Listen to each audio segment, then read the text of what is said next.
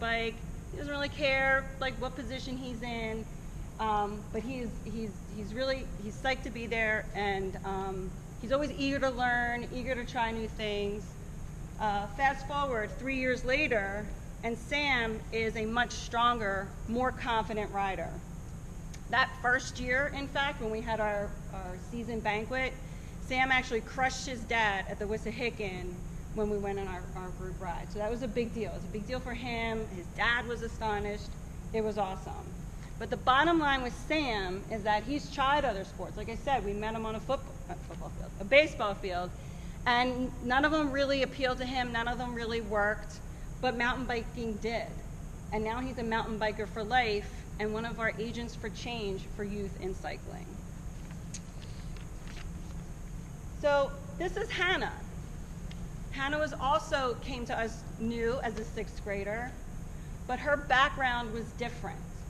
Hannah had already gone through the Little Bellas program, which is a mountain bike program for young girls right here in Philadelphia. So she came to us with lots of good fundamental mountain biking skills, let alone she comes from a strong cycling family. So what does NICA have to offer Hannah? NICA provides a place for Hannah to thrive and continue growing as a mountain biker in this league.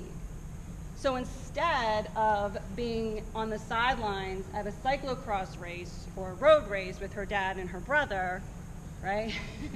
Hannah gets to ride with her team, especially her girls. So the girls on our team. So every couple weeks, maybe we'll increase it this year, we like to do a grit ride. Grit is not just a camp. It is literally girls riding together.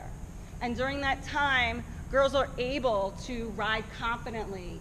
They support each other. They often coach each other. I'm just along for the ride, right? They do it.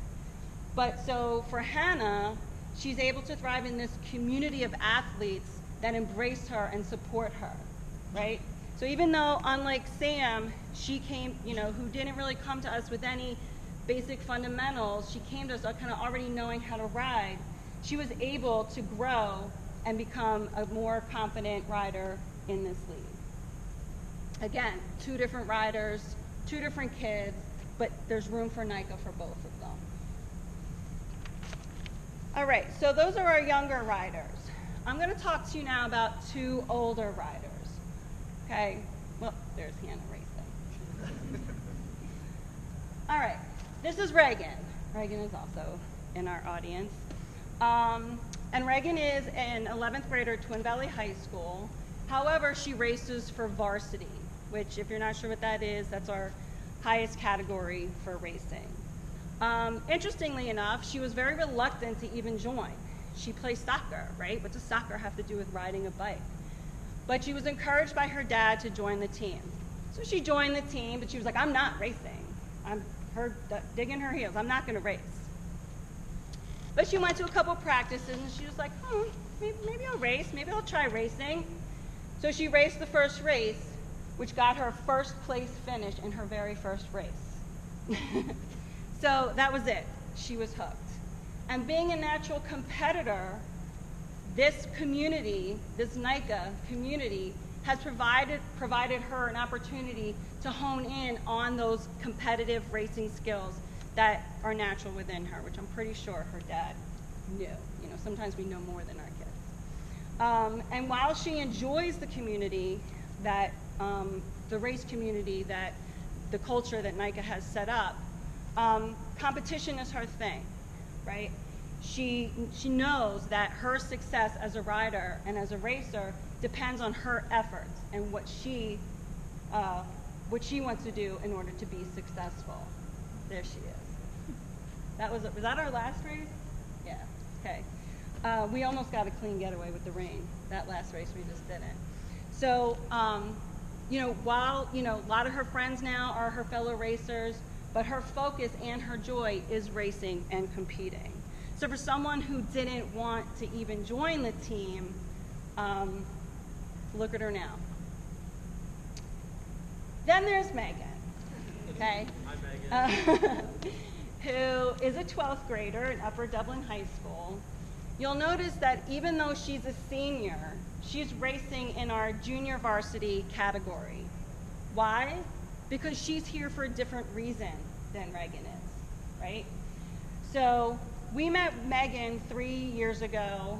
She was looking for another sport, or really team, I should say. She, as a freshman, was a swimmer and on a water polo team, and unfortunately started suffering some ill health effects from the chlorine. But she really, really liked the team environment, and also living a healthy, active lifestyle is important to her. And so she was looking for something else to do. So she signed on and joined NICA.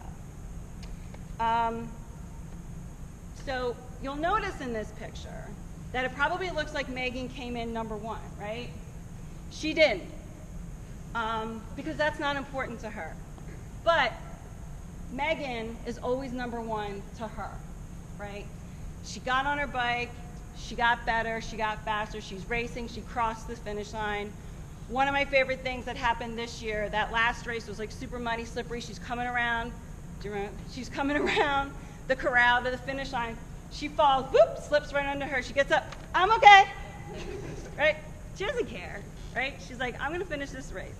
Her goal this year was to just kind of relive her experiences with her team and to spend as much time and have as much fun with her fellow teammates and fellow races at the NICA and fellow riders at the NICA events, because, you know, she's graduating and she may not see these people again.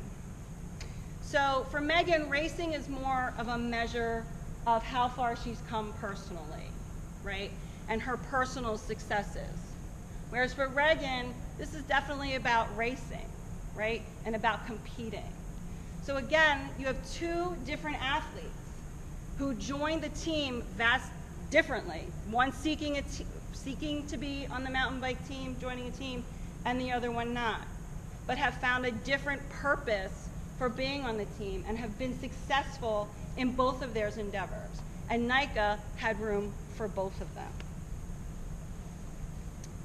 Now, like I said, she's not competitive, but if you're her teammate, you better be competitive. So, Megan is also one of our biggest cheerleaders, but not just our cheerleaders. You'll find her out on the course cheerleading for everybody. So, there, I mean, you have 4 different riders, 4 different kids, boys, girls, riding for different reasons, joining for different purposes. Yet there's room for NICA for all of them.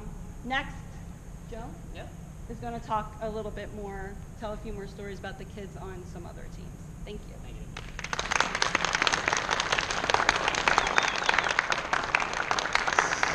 So, hello, my name's Joe. I am the team director for the Camden County MTV crew. So we're actually just right over the bridge in Jersey. My head coach, Rob Garrett, is downstairs manning our table right now. It's our 2nd year here. And this was something that was brought together mostly by John getting in touch and us trying to coordinate to actually have everybody at a table. Then all of a sudden came, Maryland's going to be here, and we're going to have more teams. I'm like, our table's only this big. For everybody. So being asked to do this seminar was actually a great idea to be able to have this and be able to share a lot of these stories. What you're going to notice is a lot of these stories from team to team are going to be fairly similar because they're all so different. Right? A lot of kids that we have and students that come to us, again, it's all different reasons. It's not just the same. For the most part, you know, we have people like Max. Now, when I was actually doing this slide, I had read Danielle's slide about Sam, and I almost tried to say hello to Sam because it's, again, very similar. And I went, no, his name's Max. So Max is a freshman this year. This is his 3rd year with the team. We're going into our 4th season. When Max first showed up to us, he was a 7th grader, and he was this big, skinny as a string bean, and you know, his mom was the first person to get in touch with us saying, like, he wants to do this. He loves riding his bike. He loves wrenching on his bike. We're like, awesome. That's exactly who we want to have on our team. Someone who's just willing to go out there and just loves being out in nature, riding their bike, being with other kids, having a good time. So cool. We had our bike check at our bike shop that we work with. He brought his bike in. And that's the reason why I put this up here is because that 4th dot, he started on a red 50-pound Huffy. This thing was a tank. 24-inch wheels, coil-over rear shock. I mean, it was completely overbuilt.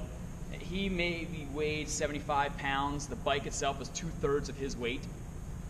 And I remember looking at it going, okay, this is going to be interesting. Now, when Max first started, his skills were not great, but he was getting there. He just loved being out there. But every time we came to a bridge, a log over, some sort of impasse, there was no way he was getting over it with this bike. So we had to constantly slow down. He was feeling upset that he was slowing down the group.